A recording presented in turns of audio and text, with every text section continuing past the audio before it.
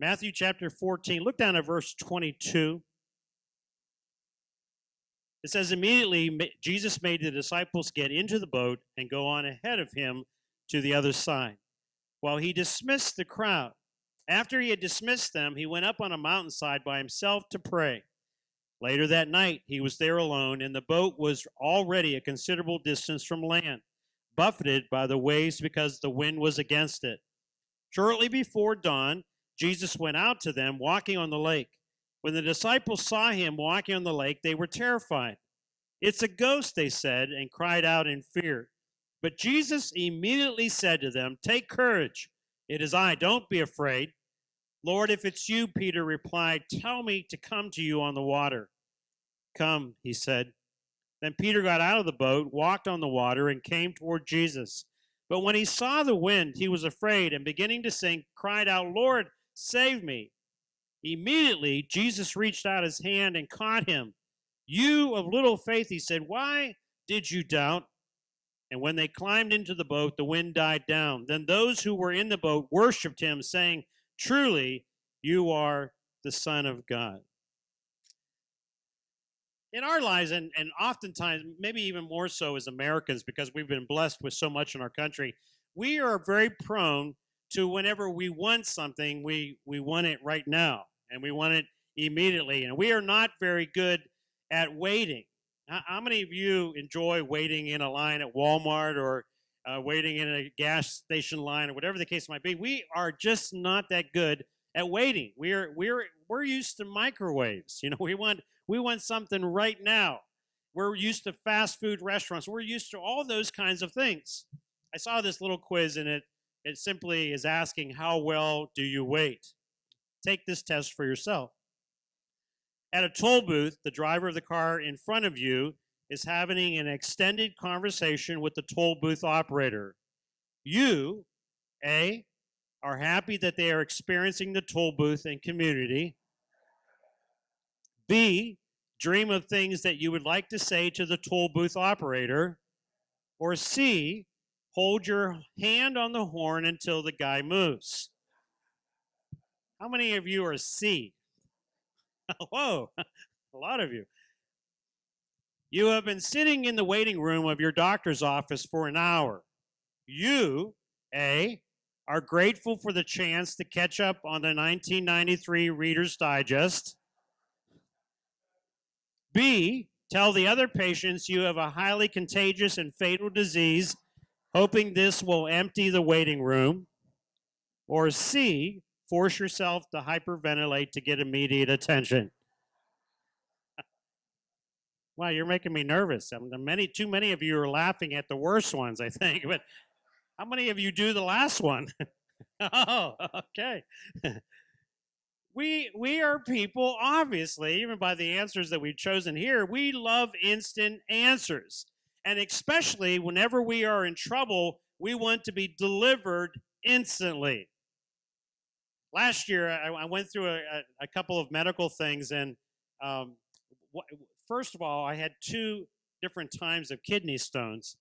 One the first time, and then 2 the second time. And I told the nurse there that it was far worse than a woman giving labor to a baby. And she said, "Really?" She wasn't going to treat me after that, I think. But it was, if you've had kidney stones and you passed them and they're any size at all, it was a pain like I couldn't believe. Well, and then just a little while later, my gallbladder got infected, and I had to go in for that, and it was a bad pain. And I remember praying in those instances, and I'm saying, you promised the Lord everything. Lord, just take this pain away now. Not tomorrow, not a week from now. I need this delivered now. And whenever we're in those kinds of situations, we don't like to wait. We love to focus on this part of the passage. And if you notice here, there are a number of times where it says that Jesus immediately, look at verse 22.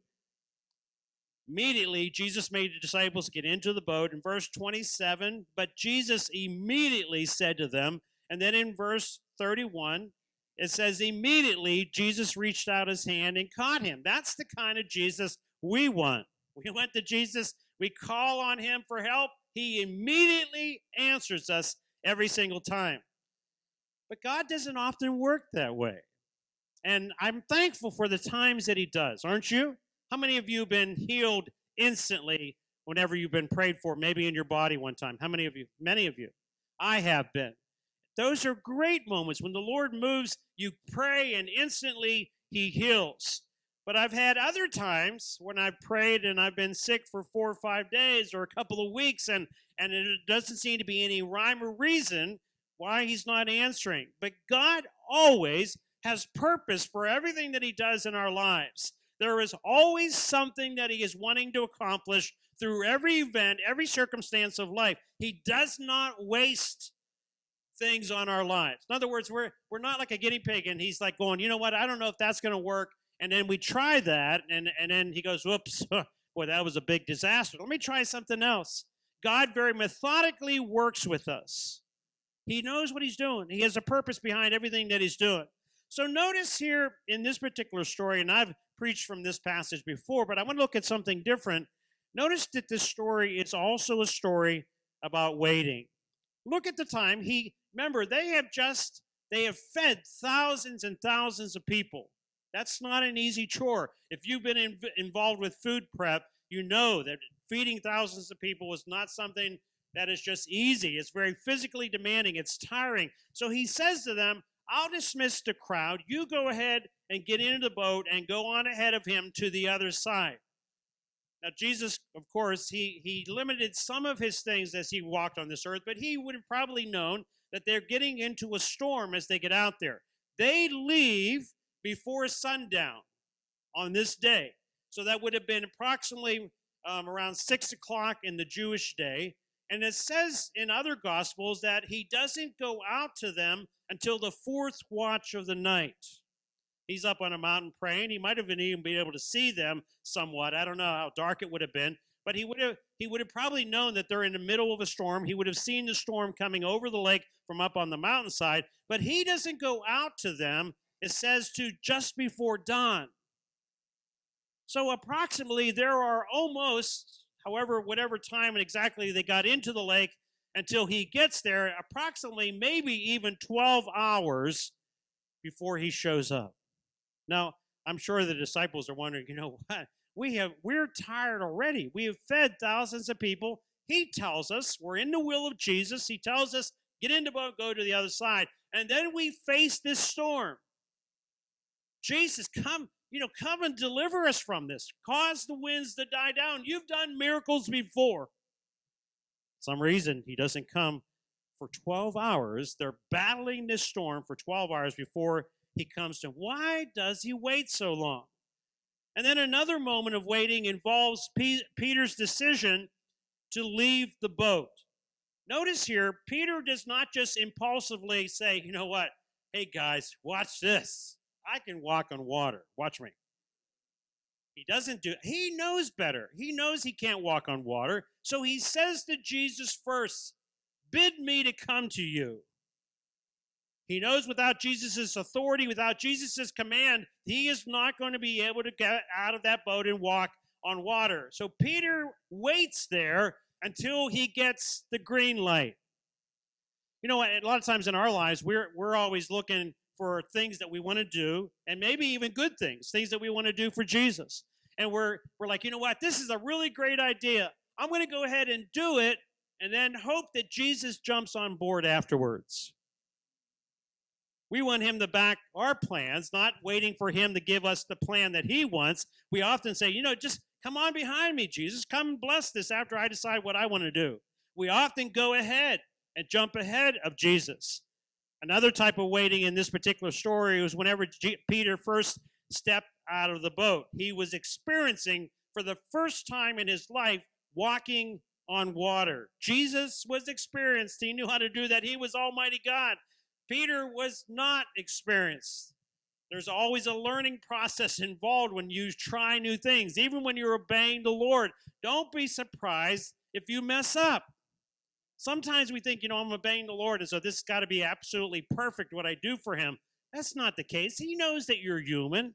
He knows that you make mistakes. There's a learning process when we're obeying God. So Peter steps out. He's not experienced in water walking, and he steps out, and of course, he has a disastrous failure.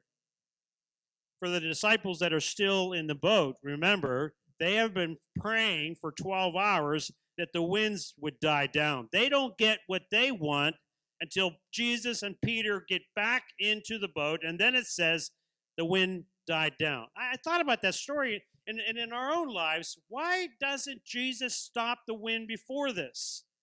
He's on the scene. Peter is asking him to come to him, and this would have been a great moment for Jesus to say, okay, all right, calm down, wind, stop the storm. It would have been easier to water walk without the storm, don't you think? I mean, if you're doing it for your first time, wouldn't you prefer not to be in the middle of big waves? Wouldn't that have made Peter's walk so much easier if Jesus had calmed the storm first before he walks out there? But for some reason, Jesus didn't in each one of these occasions. God does not always move at our pace. He's God. We're not. He does what he wants to do. His ways, it says, are higher than our ways. They're higher than the heavens. We don't always understand the pace that Jesus walks at. He's on a different timetable so many times than we are. I love this statement. John Ortberg once wrote, "We are too often double espresso followers of a decaf sovereign." We're bucking ready to go. We want him to work on our timetable. We're like, this is when you need to do it, and this is when you need to do it now. And God is methodical, and he's timeless. He's not up there looking at a watch, so I got to get this done in this amount of time. He doesn't bother with that at all. He is absolutely ageless, the scriptures tell us. He's not bothered by time. He very methodically works. And so his time is often not what our timetable is. Some forms of waiting, and you've gone through them, and I just mentioned a number of them, like waiting in Walmart lines or waiting in traffic. Those are mostly trivial kinds of waiting. But for many people, there are very serious and very difficult kinds of waiting. I thought about that in the last century, more Christians were put to death during that century than all of the other centuries combined. And many Christians are still imprisoned for their faith, even today. Many of them have never been set free. And that prisoner that is imprisoned in their faith, and they're asking Jesus to set them free, to release them from their prison, and they're waiting for that. A single person that is waiting for God to bring that right person to them. A childless couple that has been desperately praying in order to start their family, and yet they remain childless. The person waiting to find the right job where they can feel that their work is significant and meaningful, and still can't seem to find that. Even more so in COVID-19, an elderly person in a nursing home waiting just for someone to come and visit them. Lewis Smedes, the writer, writes, "Waiting is our destiny as creatures who cannot by themselves bring about what they hope for. We wait in the darkness for a flame we cannot light. We wait in fear for a happy ending that we simply cannot write. We wait for a not yet that feels like a not yet, never. Waiting often is the hardest work of love, of hope," he says. The ability to wait often in our lives is a test of maturity. Years ago, I read about this, and the man that wrote the book was Daniel Coleman, and he was arguing, and I talked about this about a month or 6 weeks ago, about how that companies today are not so much looking for cognitive intelligence, not book intelligence, but they're looking for emotional intelligence. How well you get along with other people, how your personality gets along with other people, how you've learned to adapt to situations and be flexible in situations. Companies are looking for emotional intelligence more than they're looking for how smart you are up here. And so Daniel Coleman talks about that a lot in that book. part of emotional intelligence, he says, is the ability to delay gratification and not live at the mercy of impulse. So he tells about in this book this marshmallow test that they did with 4-year-old children. He said to each of these four-year-old children, he said, he puts them in a room by themselves, and he sets a marshmallow on the table in front of them. And then he says, you know what, I've got to leave. I got to go do something real quick, but I'll be back. But don't eat that marshmallow until I get back. And if you don't eat it, then I'll give you another one. You get 2 if you don't eat it. So the camera's on those 4-year-old kids. He leaves the room, and these kids, it's just incredible to watch them. I mean, they want that marshmallow so bad they can taste it. And they do all kinds of things. They tell stories to themselves. They're singing songs, trying to distract themselves from looking at that marshmallow. One kid gets down, looks at it, he's licking the table like that. He can almost taste it. Other kids, other 4-year-old kids, the guy leaves and it's in their mouth in no time. And so through that whole entire test, they recorded all of that information and all the data that they took down. A Stanford University team tracked all of these kids all through their lives. This is what they found as these kids grew up. The kids, they found that the 4-year-olds who were able to wait grew up to be more socially competent, better able to cope with stress, and less likely to give up under pressure than the kids who couldn't wait and immediately put the marshmallow in their mouth. The kids who couldn't wait grew up to be more stubborn, more indecisive, more easily upset by frustration, and more resentful about not getting enough. The group of kids who waited to eat their marshmallow grew up to have SAT scores that averaged 210 points higher than the kids who couldn't wait. The kids who could not wait were found later in life to be more likely to be associated with delinquency, substance abuse, and divorce. And you can just imagine that the scenario with each one of those, if I can't wait to eat a marshmallow, then later on, then I'm not going to be committed maybe to my marriage because I see something better or whatever the case might be. And so those kids, and the documented evidence of that proved that these kids that could wait, that disciplined themselves and waited, they were not only rewarded instantly with a second marshmallow, but in life itself, they were more able to adapt to the different circumstances that life brought them. It reminds me of what Paul writes in Scripture, that suffering produces endurance, endurance character, and character hope. God is producing these character traits in all of us, and he does that as we learn to wait. Not as we get what we want instantly. It's not like going to God and he's a candy machine and I hit the right button and it drops down. It's the ability to be able to say, you know what, Lord, I don't see any answers. I've been praying, I've been going to, and I don't see any answers, but I'm going to trust you, Lord. I'm going to hold on. I'm going to wait for you to do whatever you are doing, even though I don't see it. You know, you see the big picture. Look at Isaiah chapter 40.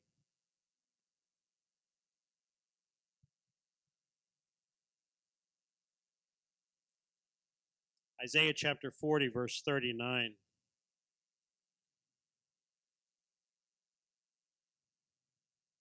I'm sorry.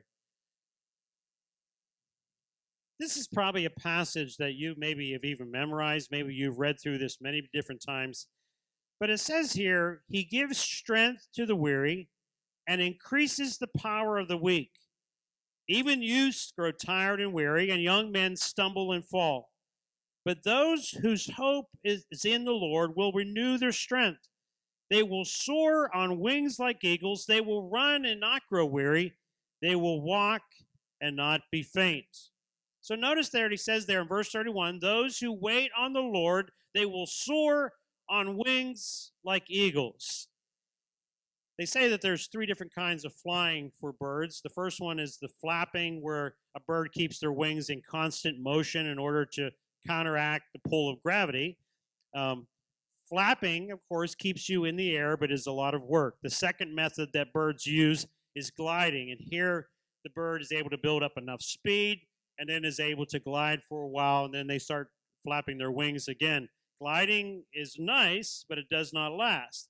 And then there is the third way of flying. It's called soaring. And out of all the birds, only a few birds are able to do that.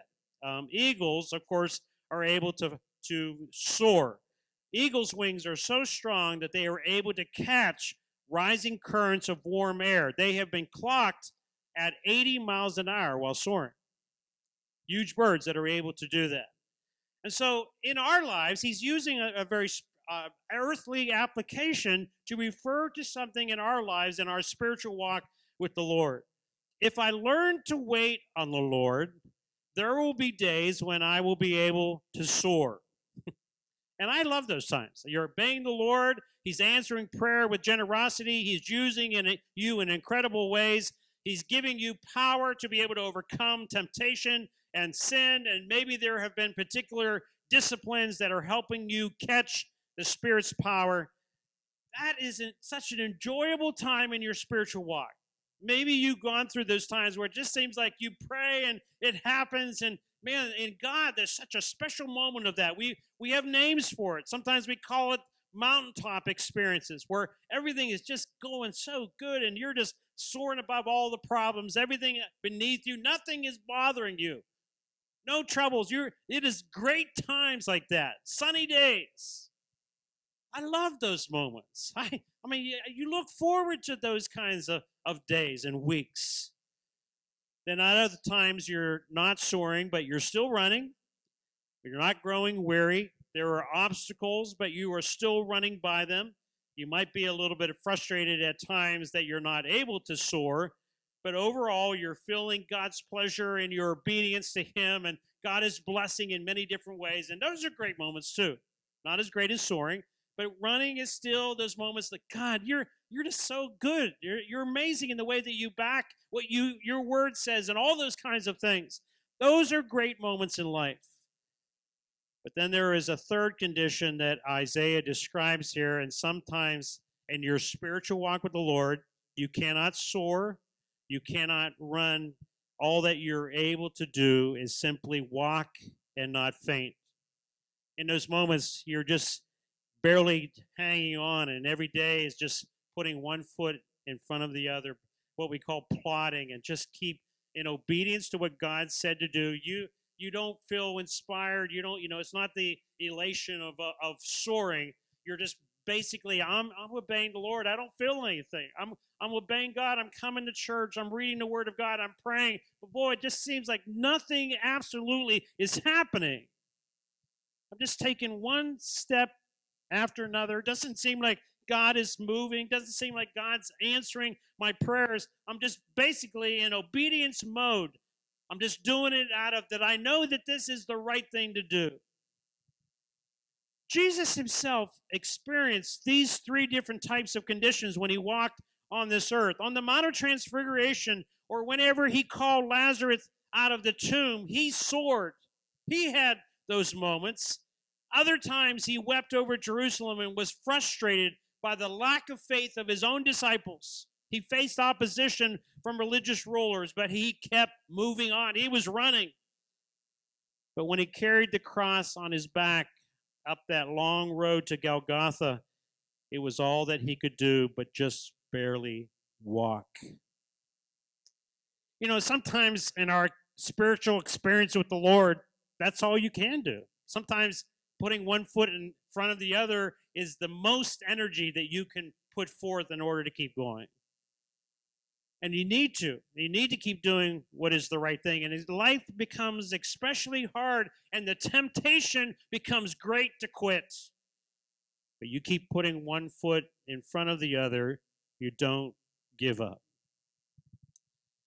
A couple of years ago, I think I was telling you a lot of experiences that we were going through at the time as our grandkids, and they were going through court appearance after court appearance, and you were praying and we were praying and seeking the Lord for answers, and we'd pray, and Dan even had some overnight prayers for the kids and for Nikki, and we go into court, and sometimes it would get worse, and it just seemed It made no sense whatsoever. And I would look at those things and go, like, what in the world are the people of this court thinking? I mean, they have evidence in front of them and they're doing the exact opposite thing. And I told you my own experiences in that. I was wanting to take some things into my own hands and do some things. And I don't know if I even ever told the ending of that, but that we were looking and we were praying for the courts to do something.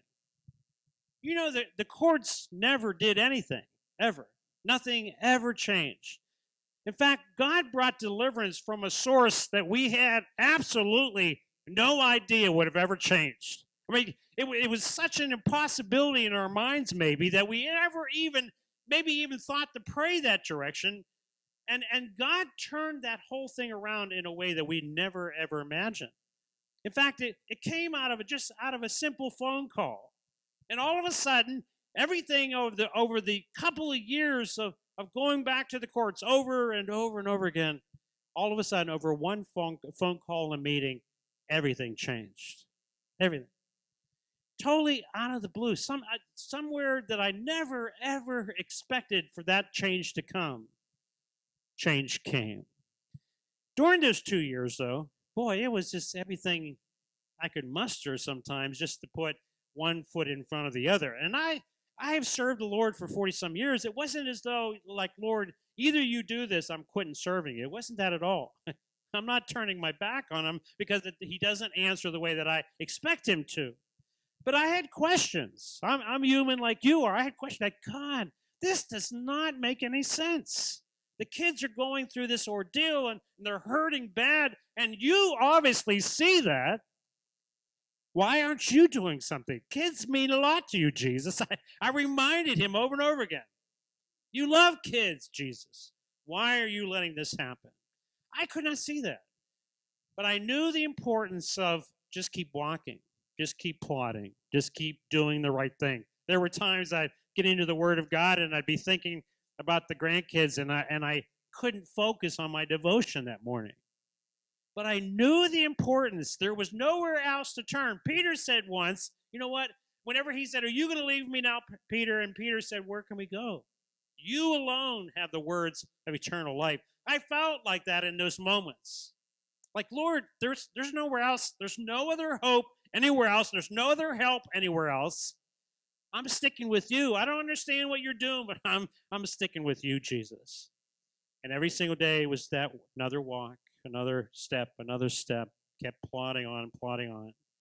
Those moments are difficult for everyone. Worship team, you get ready to come. Those moments are absolutely difficult for everyone. We like the soaring, we like the running, but the moments that you're taking one step at a time and one foot in front of the other and you can't see what God's doing, boy, those are hard moments. But we need to keep walking. We need to keep trusting the Lord in the middle of that. And you know what I often have found? That whenever you're in those difficulties and you're just taking the one step and you're taking the next step, and the difficulty of life seems to be so surrounding you, Satan often comes with the thought, you know what? Maybe he's abandoned you.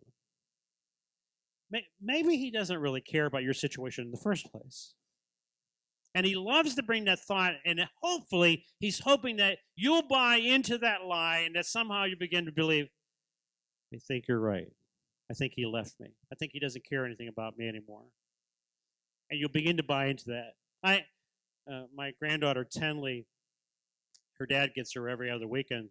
He got her this past weekend, and he was about 45 minutes late from his normal time of picking her up. And she's 8 years old, and I looked at that, and she kept coming back and going like, did he forget about me? Maybe he forgot that this was my weekend with him. And she just kept suggesting things all the way through that. She was beginning to think that he had forgotten her, had abandoned her. And she's 8 years old. We do that as adults, though, a lot, don't we? With God, many times we go, God, like, where are you in the middle of this? You've forgotten me. You've abandoned me. You're not answering my prayer. And I've asked you over and over again. He's simply wanting to bring us to a place where the perseverance builds character, and the character then builds hope. And if he brings us to that point where we trust him, even when the circumstances don't look like we should be trusting him, he knows that he can build something inside of each one of us. That if we're willing to keep walking, to keep plodding on, even when we don't see what's happening, that he'll build something of perseverance in each one of us that says, you know what? I don't care what happens in this life. I'm going to serve him. I'm going to trust him. I'm going to keep doing the right thing. And you know what? You keep doing that, and there will be time. It might seem like a long season, but there's going to be a time when you're going to soar again.